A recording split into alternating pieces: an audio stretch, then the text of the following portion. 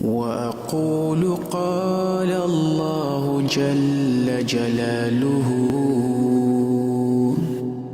والمصطفى الهادي ولا أتأول وجميع آيات الصفات يمرها. اب میں مقالہ پیش کرنے کے لیے دعوت دیتا ہوں فضیلت الدکتور عبید الرحمن حنیف المدنی حفظہ اللہ کو. آپ مرکز الامام البخاری تلولی ممبئی کے مدیر ہیں. عقیدے اور فقہ کے باب میں آپ دسترس رکھتے ہیں. کن فقیہن کے نام سے آپ نے ایک برنامج شروع کیا ہے جن میں کئی علمی دورات اور کئی اہم محاضرے آپ کے کن فقیہن کے یوٹیوب پیج پر نشر ہو چکے ہیں اور نہایت ہی مفید ہیں. کئی کتابوں کے محقق مؤلف ہے. آپ نے فضیلت الشیخ ضیاء الرحمن آدمی حفظہ رحمہ اللہ کے عظیم مشروع الجامع الکامل فی الحدیث الصحیح الشامل پر بھی کام کیا ہے، اس کے ابواب کی تخریج اور تصحیح پر. میں آپ سے مؤدبانہ التماس کرتا ہوں کہ آپ آئیں اور اپنے موضوع کی وضاحت فرمائیں. السلام علیکم ورحمۃ اللہ وبرکاتہ. بسم اللہ الرحمن الرحیم. الحمد للہ رب العالمین والصلاة والسلام علی رسولہ الامین وعلی آلہ وصحبہ اجمعین ومن تبعهم بإحسان إلى يوم الدين. أما بعد، قال الله عز وجل إنا نحن نزلنا الذكر وإنا له لحافظون. محترم صدر مجلس، معزز اور باوقار علماء کرام، حاضرین مجلس، آج کی اس نہایت ہی عظیم الشان پروگرام میں جس موضوع کے تحت تھوڑی دیر آپ کے ساتھ گفتگو کرنے کا حسین موقع رب کریم نے فراہم کیا ہے، وہ موضوع ہے قرآن کریم کی حفاظت میں پرنٹنگ پریس کا کردار. رب کریم کا عظیم الشان کرم اور اس کا عظیم احسان اس امت پر یہ ہوا کہ اس نے نبی کریم صلی اللہ علیہ وآلہ وسلم پر قرآن مجید کو نازل فرمایا اور قیامت تک اس کے محفوظ رہنے کی ذمہ داری بھی لیتے ہوئے ارشاد فرمایا انا نحن نزلنا الذکر وانا له لحافظون. ہم ہی نے قرآن کو نازل کیا ہے اور ہم ہی اس کی حفاظت کرنے والے ہیں. امام بغوی رحمۃ اللہ علیہ اپنی تفسیر میں فرماتے ہیں نحفظ القرآن من الشیاطین ان یزیدوا فیہ او ینقصوا منہ او یبدلوا. قال اللہ تعالی لا یأتیہ الباطل من بین یدیہ ولا من خلفہ تنزیل من حکیم حمید. قرآن کریم جوں جوں نبی کریم صلی اللہ علیہ وآلہ وسلم پر نازل ہوتا آپ اسے یاد کر لیا کرتے تھے، اور آپ کا طریقہ جو قرآن مجید نے نوٹ کیا لا تحرک به لسانک لتعجل به ان علینا جمعه وقرآنه فإذا قرأناه فاتبع قرآنہ، نبی کریم صلی اللہ علیہ وسلم اسی کے مطابق چلتے رہے۔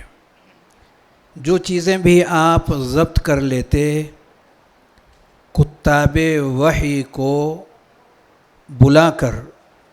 مکہ میں رہے ہوں یا مدینہ میں، اسے لکھ لینے کا حکم فرماتے، اور صحابہ کرام بھی لکھ لینے کے ساتھ اس کے یاد کرنے کا معاملہ برقرار رکھتے تھے۔ ہم سب بخوبی جانتے ہیں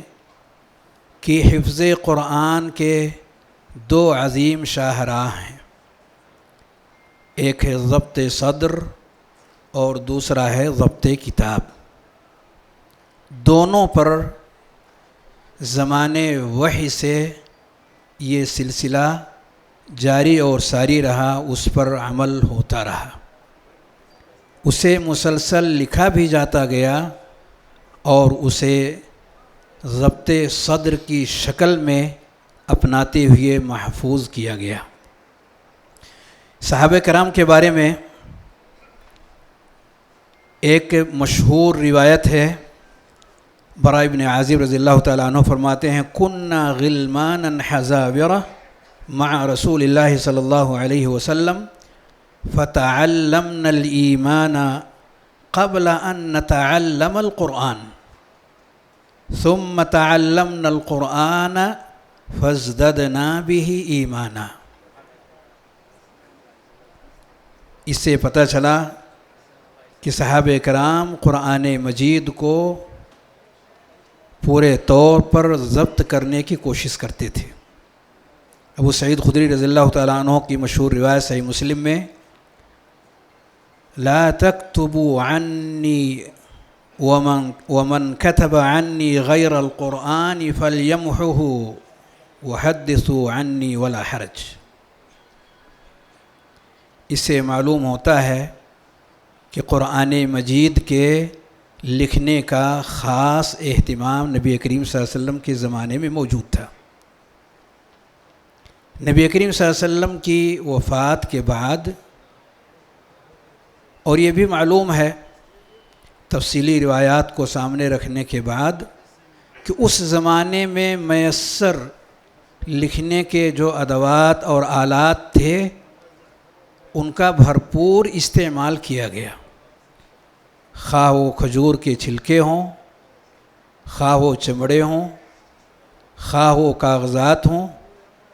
خواہ وہ پتھر ہوں، اور خواہ وہ ہڈیاں ہوں، جن پر بھی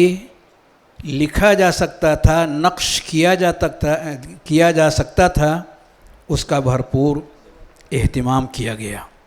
نبی کریم صلی اللہ علیہ وسلم کی وفات کے بعد جب مشہور جنگ یمامہ پیش آیا اور خطرہ ہوا کہ حفاظ کرام قرآن مجید کے مشہور حفاظ صحابہ ایک ایک کر کے اٹھتے چلے جا رہے ہیں، تو حضرت عمر رضی اللہ تعالیٰ عنہ کے مشورے کے بعد حضرت ابو بکر رضی اللہ تعالیٰ عنہ نے حضرت زید ابن ثابت رضی اللہ تعالیٰ عنہ کو بلا کر اس کے جمع کرنے کا اہتمام فرمایا۔ یہ پہلے شخص ہیں جنہوں نے مکمل قرآن کو جہاں بھی جس کے پاس بھی محفوظ تھا اسے انہوں نے جمع کرنے کی کوشش کی۔ یہ سلسلہ حضرت عثمان رضی اللہ تعالیٰ عنہ تک جاری رہا، اور ان کے زمانے میں ایک مصحف کی شکل دے کر، جیسا کہ معروف اور مشہور ہے، ایک کمیٹی کی شکل جو کہ زید ابن ثابت رضی اللہ تعالیٰ عنہ کی نگرانی میں دے کر کے اسے جمع کیا گیا، محفوظ کر دیا گیا، وللہ الحمد۔ ہاتھوں سے لکھتے رہنے کا یہ سلسلہ چلتا رہا، اور ہم سب بخوبی جانتے ہیں کہ بہت محدود طریقے سے لکھنے کا یہ سسٹم تھا۔ اندازہ یہ کیا جاتا تھا کہ ایک سال میں قرآن مجید کا ایک نسخہ بلکہ ایک سال سے بھی زائد لگ جانے کا اندازہ کیا گیا۔ لیکن جب نئی ٹیکنالوجی آئی اور پریس دنیائے وجود میں آیا تو اس کا بھی استعمال کیا گیا۔ چنانچہ 16ویں عیسوی کے اندر سب سے پہلا قرآن جو پرنٹنگ پریس کے ذریعے سے دنیائے وجود میں آیا وہ اوروبا میں تھا، یورپ کے اندر، اور اس کے بعد مسلسل یہ سلسلہ جاری رہا، لیکن اس کے اندر کچھ ایسی فنی غلطیاں تھیں کہ جس کی بنیاد پر یہ قبول اور رواج نہ پا سکا، یہاں تک کہ 19ویں عیسوی کے اندر مصر میں جو بعد میں پریس یا چھاپا خانہ یہ بولاق کے نام سے مشہور ہوا، وہاں پر قرآن مجید کو رسم عثمانی میں اول تا آخر اور مغاربہ کے انداز پر نہیں، مشارقہ کے انداز پر ساری چیزوں کو ضبط کر کے اور اسے نشر کیا گیا، اور اس کے بعد یہ سلسلہ چلتا رہا یہاں تک کہ 1403 ہجری کے اندر مدینہ طیبہ میں پرنٹنگ پریس ملک فہد رحمہ اللہ کے ہاتھوں وجود میں آیا، اس کا سنگ بنیاد رکھا گیا، مجمع الملک فہد لطباعت المصحف الشریف، جو 1405 ہجری کے اندر جس کا باقاعدہ آغاز ہوا، اور یہ سلسلہ پوری قوت کے ساتھ تب سے آج تک رواں اور دواں ہے، اور پوری دنیا کے اندر اس کی خدمات ہیں، بلکہ 2021 کے ریکارڈ کے مطابق 20 ملین قرآن مجید لوگوں کے درمیان تقسیم کیا گیا ایک سال کے اندر۔ آپ اسے اندازہ کر سکتے ہیں کہاں ایک سال میں ایک جگہ سے ایک قرآن مجید بمشکل تمام تیار کیا جاتا تھا، لیکن نئی ٹیکنالوجی کو اختیار کرنے کی وجہ سے وہی تعداد کہاں ایک سے کئی گنا آگے بڑھ کر کے پوری دنیا کے اندر الحمدللہ وہ پھیل گیا۔ اور اس کا ایک بہت بڑا کردار یہ ہے کہ دنیا کے چپے چپے میں، کونے کونے میں جہاں بھی مسلمان بستے ہیں یا نہیں بھی بستے ہیں، قرآن مجید کا ذکر،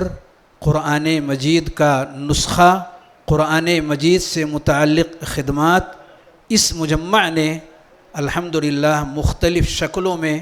پہنچانے کی بھرپور کوششیں کی ہیں۔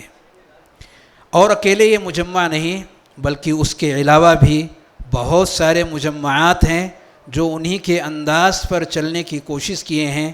لیکن مجمع الملک فہد کا یہ امتیاز ہے کہ آج کے اس دور میں یہ دنیا کا سب سے بڑا تحفہ ہے قرآن مجید کی خدمت کے تئیں۔ بڑی خوش آئند بات ہے کہ ہمارا ہندوستان اس وقت مجمع ملک فہد کے انداز پر ایک اور مجمع دیکھنے کے لیے بیتاب ہے، یہاں اکٹھا ہوا ہے، جسے مجمع دار الہدیٰ لطباعت المصحف الشریف کے نام سے موسوم کیا گیا ہے۔ یقیناً یہ بہت خوش آئند قدم ہے اور بہت ہی مبارک ہے۔ رب کریم نے جہاں ایک بڑی ٹیم ورک کے ذریعے سے اس کام کو ہندوستان کے کونے کونے میں پہنچانا تھا، شخص واحد نے اتنا بڑا کردار ادا کیا ہے جو پورے ہندوستانی مسلمانوں کی طرف سے اگر یہ کہا جائے کہ ان کے اوپر جو قرض تھا اسے کسی حد تک اتارنے کی اس میں کوشش کی گئی ہے، کیونکہ ہندوستان بہت بڑی سرزمین کا نام ہے، یہاں پر بسنے والے مسلمان اور غیر مسلمان ایک ایسی بڑی تعداد میں ہیں کہ جس کے لیے ایسی خدمات کی یقیناً سخت ضرورت تھی اور ہے اور آئندہ بھی رہے گی. اللہ جزائے خیر دے ہمارے برادرم دکتور پرویز نقوی حفظہ اللہ کو اور ان کی معزز ٹیم کو اور ان تمام مؤیدین و علماء کرام اور حفاظ کرام اور مشارکین کو کہ انہوں نے ایک آواز پر لبیک کہہ کر قرآن مجید کی خدمت کے نام پر سارے کے سارے لوگ یہاں اکٹھے ہوئے ہیں. اللہ سب کی حاضری کو قبول فرمائے. قرآن مجید یقیناً اس سے کہیں زیادہ ہماری محنتوں اور ہماری قربانیوں کا مستحق ہے. اللہ ہم سب کو کہنے سننے سے زیادہ کرنے اور عمل کرنے کی توفیق عنایت فرمائے. صلی اللہ وسلم علی نبینا محمد وعلی آلہ وصحبہ اجمعین. السلام علیکم ورحمۃ اللہ وبرکاتہ. اس کی حکومت کا نظارہ سمجھے نہ اسے آپ کوئی عام ادارہ، سمجھے نہ اسے آپ کوئی عام ادارہ.